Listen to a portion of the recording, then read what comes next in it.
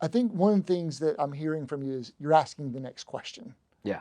You're not just taking what someone wants. You're asking the next question, like, how will it be used? What will it be used for? Right. What are we getting, and what do we need to do with it? And so, I think it's also really important, like, the data that we have now. The thing about business intelligence to make it come alive is really like, what is the insight that we're going to drive from it? Yeah. What are we going to do with this data, and how will it make us like a learning organization and a more intelligent organization? Right. Because there's a saying that goes, don't failure is nothing more than data. Yeah. Right? Because we can learn from it. And any kind of yesterday's sales, their data. There's a lot of data there that went from yesterday's sales. How will we learn from it? How can we pinpoint where we either won or didn't win, or succeeded or didn't succeed? Yeah. And then what do we need to coach, train, and get better at? So when you think about like the future of where all of this is going, right? So Yep. you've been in this data world at the river here. I mean, you could probably run the company from a BI perspective. You know where we're going. Yeah. You know the airspeed and the longitude, latitude, and, Right. and the coordinates. Yeah. So you can help us get from A to B. Yeah. But from a data perspective, we've made data come alive in this conversation. Where's it going next? Where do we go from here? It's an interesting one because I think about this quite a bit, and it's not so much what I guess to me it's as the individual, where did they want the data to go? Mm-hmm. Because to your point, I think how I look at it is from my view, I see it as I want more layers of AI on top of it, right? Mm-hmm. But I also know that when AI first came out, data was the first subject focus area that everyone tackled. So in that sense, in terms of what's next on the layer on top of data, it may take a couple more years until something comes out that evolves where the data lives under. Mm-hmm. So then to me, it becomes then at that point, well then from an individual standpoint, what did they want out of the data? Because some may say, well, I want this data to be a coaching opportunity. Mm-hmm. Some says, well, I may be able to look at this and try to be making more business impactful decisions and stuff like that. And so to me, I think it's almost creating a universal, how do I want to say it? It's like a universal data with the intent of it being openness to adjust to what the end users may want to interpret.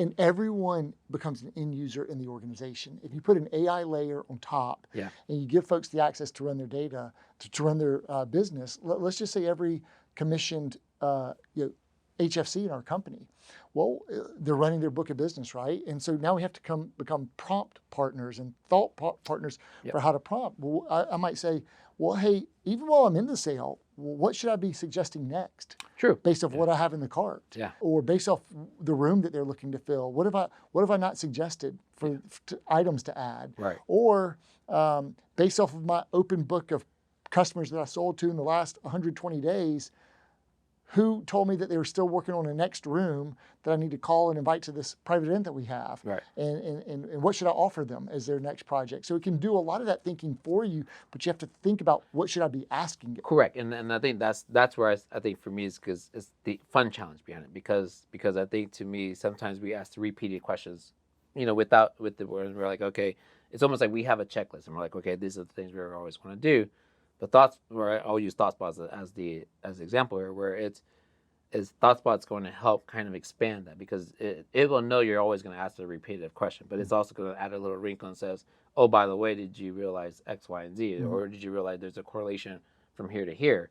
And so for me, I think I look at it. I always say a great use case is with merchandising, right? Because I think the one thing for me, I look at it is they're always making decisions. They're always trying to figure out, hey, like where can we maximize opportunity and stuff like that.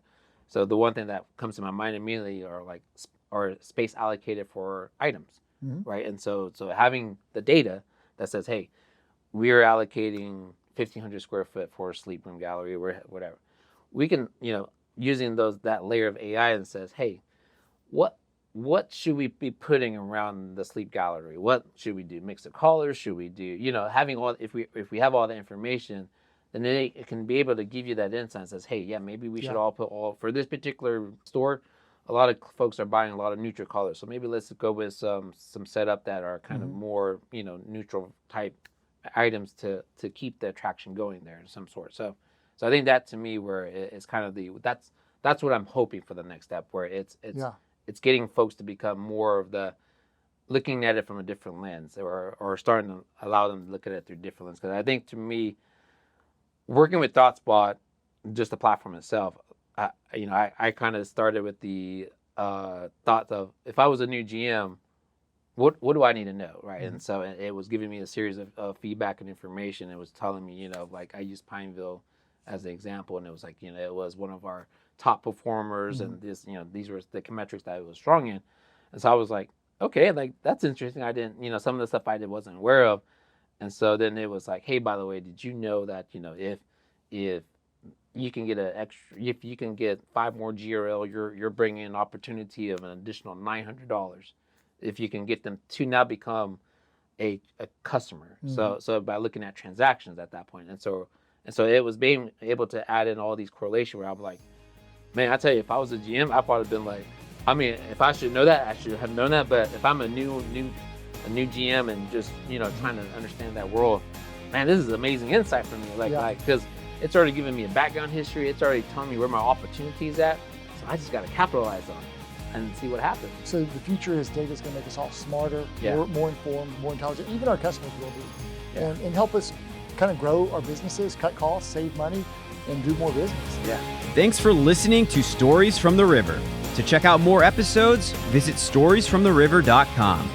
To watch this episode, go to youtube.com/@storiesfromtheriver. Join us again next week, and remember to like, rate, and subscribe to the podcast.